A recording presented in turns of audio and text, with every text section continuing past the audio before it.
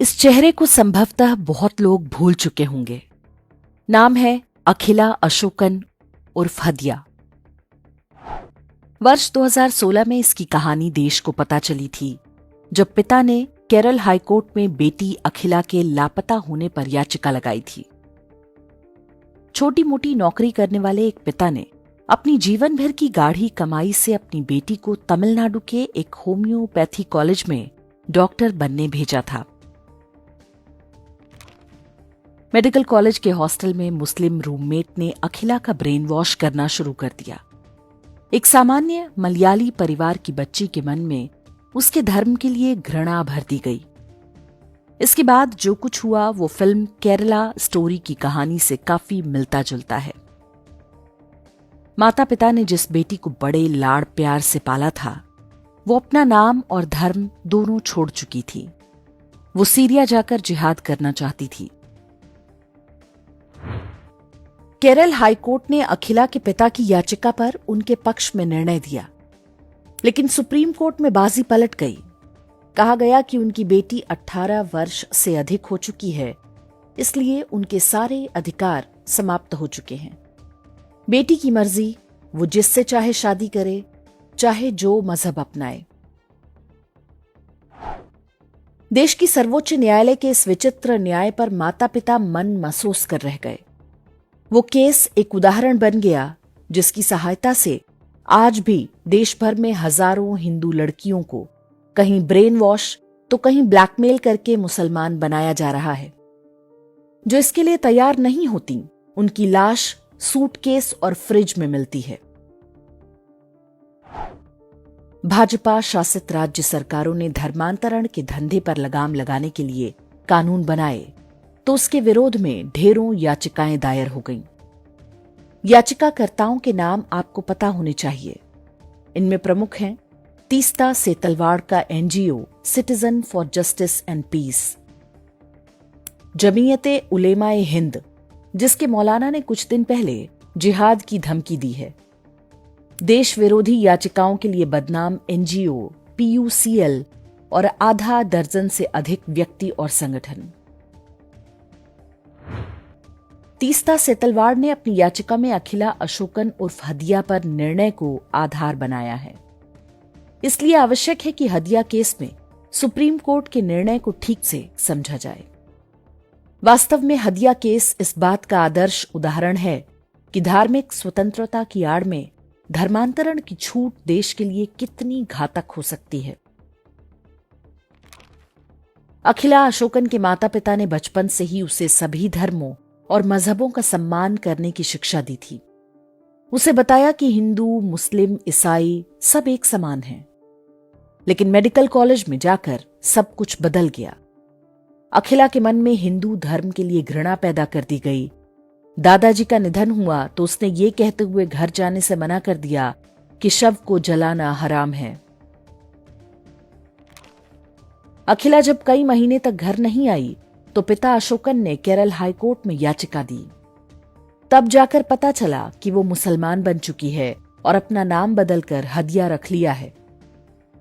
College के hostel के बजाय वो एक इस्लामिक सेंटर में जाकर रहने लगी थी। माता पिता ने अखिला को समझाने बुझाने का बहुत प्रयास किया, लेकिन तब तक वो उनकी दुश्मन बन चुकी थी। न्यायालय में सुनवाई के दौरान एक बार जज ने पूछा कि तुम्हें अकेले रहने के लिए पैसे कहां से मिल रहे हैं, तो अगली तारीख पर वो शफीन जहां नाम के एक आदमी के साथ कोर्ट में पेश हुई और कहा कि हमने निकाह कर लिया है, जबकि इससे पहले निकाह या किसी पुरुष से दोस्ती की बात कहीं भी नहीं आई थी। हाईकोर्ट के जज इस पैंतरे से हैरान रह गए थे। अखिला उर्फ हदिया की इस कहानी में आतंकी एंगल स्पष्ट रूप से दिखाई दे रहा था। केरल के अलग अलग हिस्सों से ऐसी कहानियां सामने आ रही थीं। केंद्र सरकार ने इसकी जांच एनआईए से कराई तो पता चला कि जिसे हदिया का पति बताया जा रहा था, वो प्रतिबंधित संगठन पीएफआई का मेंबर था।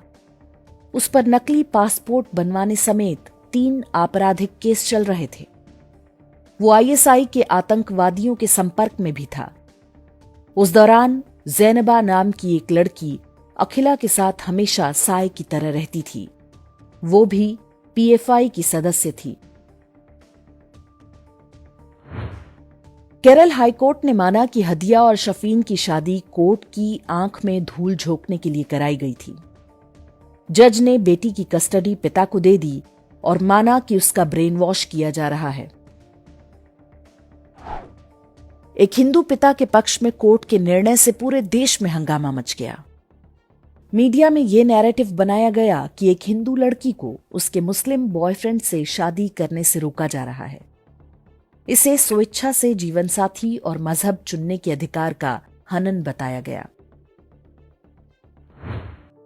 वर्ष 2018 में उच्चतम न्यायालय ने यह कहते हुए केरल हाईकोर्ट के निर्णय पर रोक लगा दी कि दोनों अडल्ट हैं। ये फैसला सुनाने वाले जजों के नाम थे chief justice Deepak Mishra, justice AM Khanwilkar और जस्टिस डीवाई चंद्रचूड़।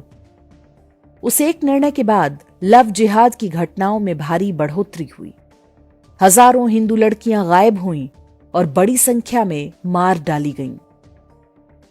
ऐसे बेतुके निर्णयों के पीछे जो मानसिकता काम करती है उसे लग्जरी बिलीफ कहते हैं।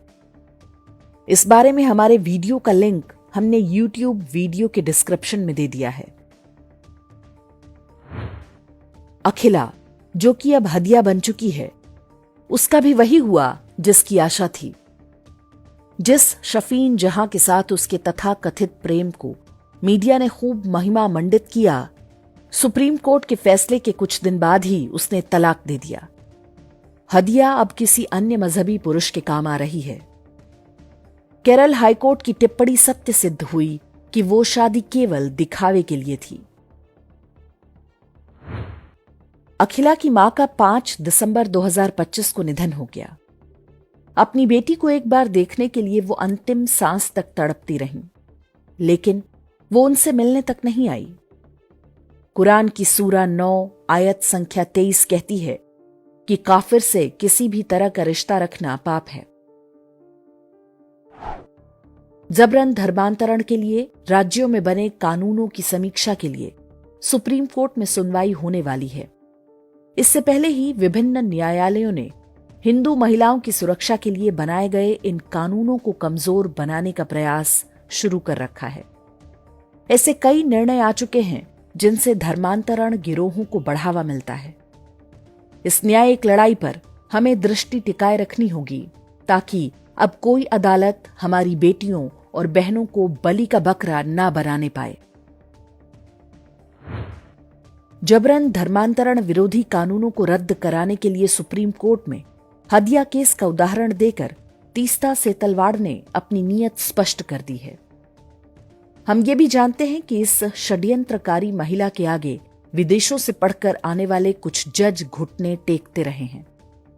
ऐसे में एक समाज के रूप में हमें सतर्क रहना होगा। मजहबी षड्यंत्रों और उन्हें लेकर शासन न्यायतंत्र की उदारता को सहन करने के लिए हम अभिशप्त नहीं हैं। एक समाज के रूप में हमें इनके विरुद्ध खड़ा होना ही पड़ेगा।